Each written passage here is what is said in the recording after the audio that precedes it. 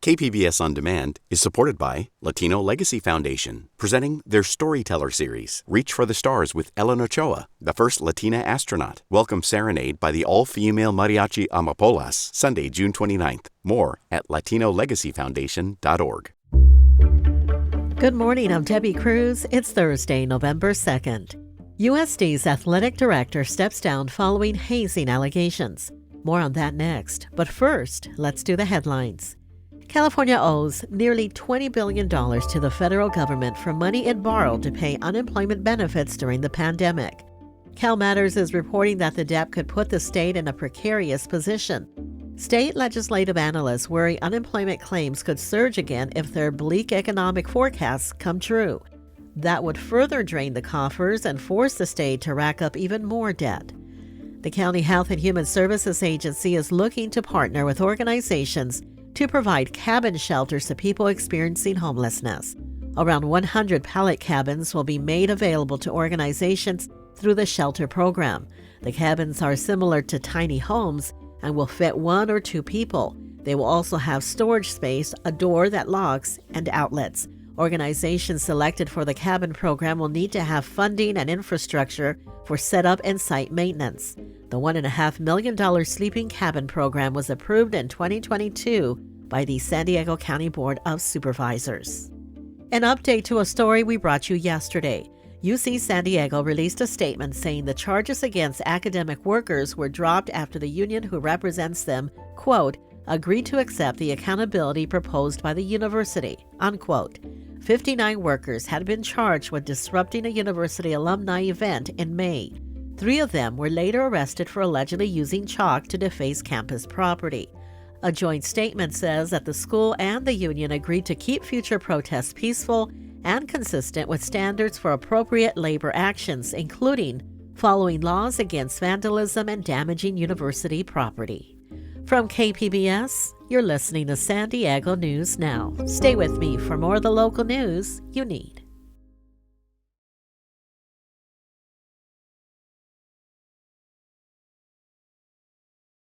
KPBS On Demand is supported by UC San Diego's Art Power, presenting cellist Joshua Roman, performing from his album Immunity, alongside music by J.S. Bach and more, Sunday, June 22nd at UC San Diego's Epstein Family Amphitheater. Reserve your tickets at artpower.ucsd.edu.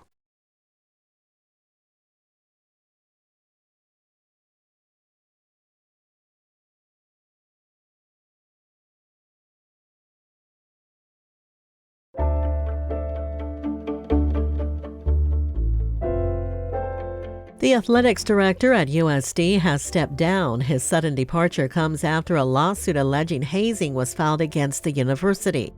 Education reporter MG Perez has been following the story and has the latest details. Bill McGillis has been executive director of athletics at the University of San Diego since 2016. In a press release Wednesday, the university announced he was leaving immediately for other professional opportunities. His departure comes a week after the school's newest freshman football quarterback filed a lawsuit with allegations of hazing and sexual assault involving USD upperclassmen players. The university is conducting an internal investigation of the football team, and its president has promised that players found responsible for violating school policy will face disciplinary action. University officials did not make any connection to the director's departure and the lawsuit filed by quarterback A.J. Perez, who left school pending the outcome of his complaint. M.G. Perez, KPBS News. The housing market seems to be slowing down in San Diego County and beyond. Reporter Jacob Ayer looks at what that means for homes in the region and one anomaly in North County. CoreLogic, the company that tracks real estate data nationwide, says Southern California home sales, including San Diego County, hit one of the lowest levels ever last month. San Diego real estate agent Voltaire Lepe says he and other agents are feeling the pinch, especially over the last few months.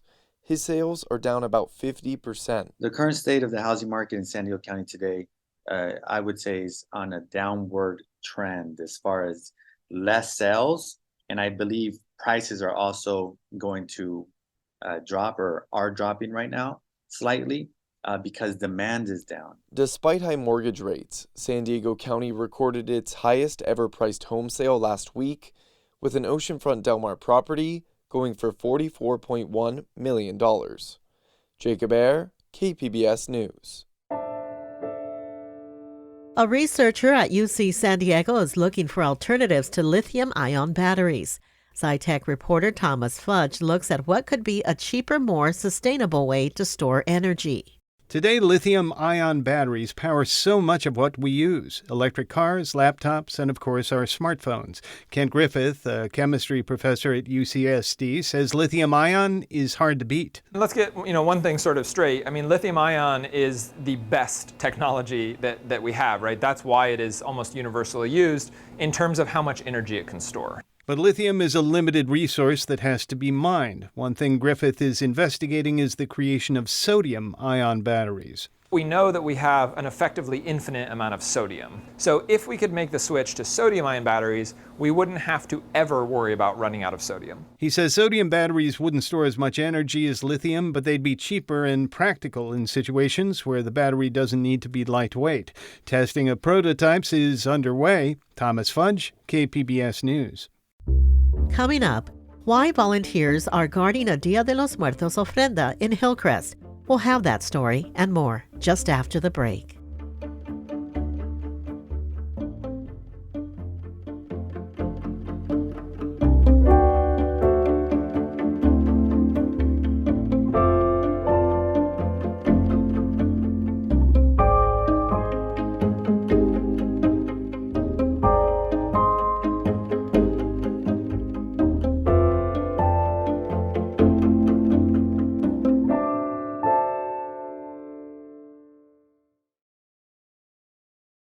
KPBS On Demand is supported by Latino Legacy Foundation, presenting their Storyteller series, Reach for the Stars with Ellen Ochoa, the first Latina astronaut. Welcome Serenade by the all-female mariachi Amapolas, Sunday, June 29th. More at latinolegacyfoundation.org.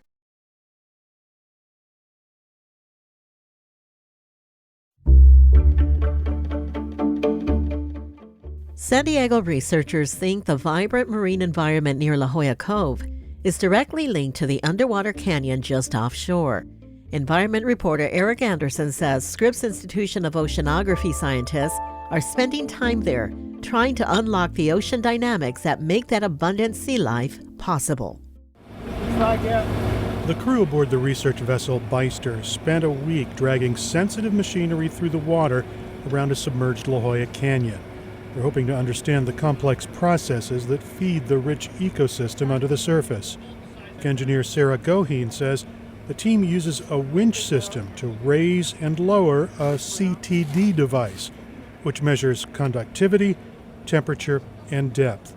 The team is tracking dye released near the canyon several days before. So we're just yo-yoing nonstop with that, driving transects of the canyon back and forth to see if we can see the dye that we released on Tuesday. The 4-foot-long tube resembles a model rocket. It can be raised and lowered quickly through the different ocean layers, giving researchers a snapshot of the water column from the surface to the ocean floor. This is the crash guard, and so this is actually going to be removed when we are deploying it. So this is just for on deck, because they are crazy delicate. There's another tool that does roughly the same thing, but much slower. Instead of pulling and dropping the device as quickly as possible, it is designed to take its time. Falls at 0.5 meters a second. It's got these umbrella wings that actually open up in the water column so that it has a nice steady descent rate and it free falls. And the information it gathers helps researchers understand the different layers of the ocean and how turbulence affects them.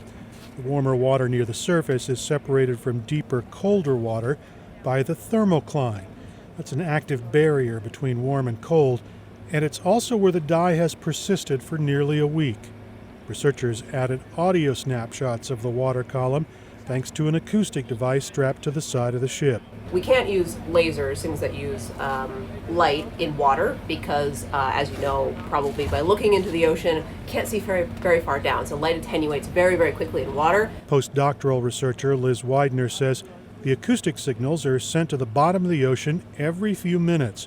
The return echo helps fill in the gaps that the larger instruments miss. We can also track the position of the thermocline, so we can track it with very high resolution. We're probably having, one acoustic profile every maybe 1 to 5 meters, which is much higher resolution than where, the CTD that we're dropping and bringing back up, that's maybe every 100 meters. And for a solid week, the vessel spent every day with instruments in the water, tracking the dye in the constantly moving ocean.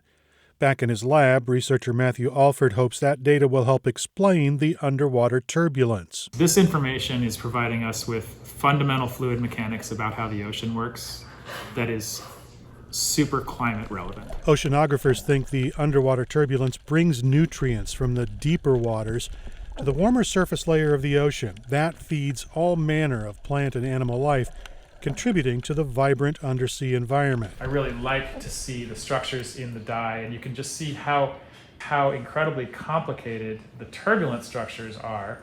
Alford, looking at a computer simulation, compares the underwater waves to the ones surfers might see on the surface. The tidal and wind-driven ocean forces hitting the slope of the canyon fuel the water's movement. The resulting patterns are complex but predictable. This dye begins at the boundary, but very quickly, due to convergences in this process, gets shot out into the interior here.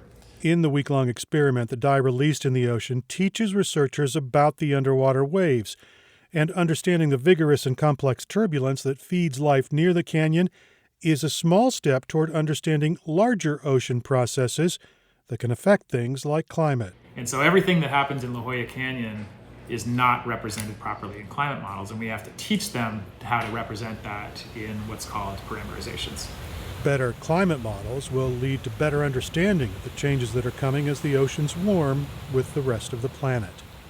Eric Anderson, KPBS News.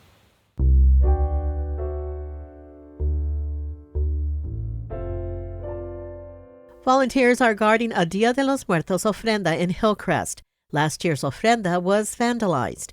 Reporter Katie Hyson visited the altar in the heart of the LGBTQ+ community. Beneath the towering pride flag wave brightly colored papel picados. Candles flicker around framed photos of loved ones who have died. And their favorite treats, hot tamales, concha, fireball whiskey, and a lone cigarette. At the center, a pair of work gloves worn black with use.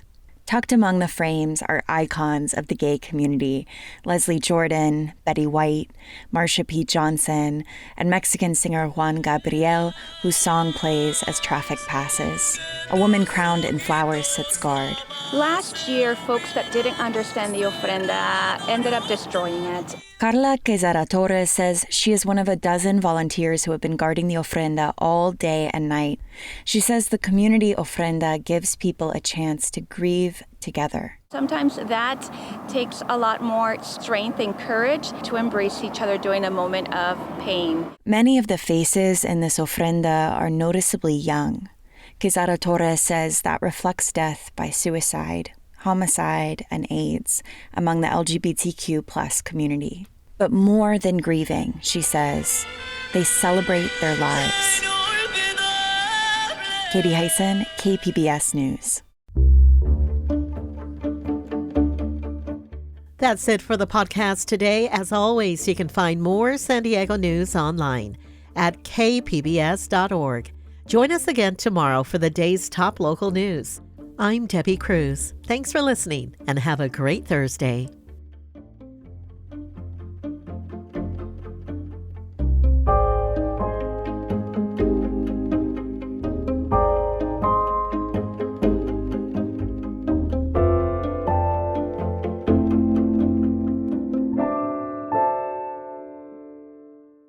KPBS On Demand is supported by UC San Diego's Art Power, presenting cellist Joshua Roman, performing from his album Immunity, alongside music by J.S. Bach and more, Sunday, June 22nd at UC San Diego's Epstein Family Amphitheater. Reserve your tickets at artpower.ucsd.edu.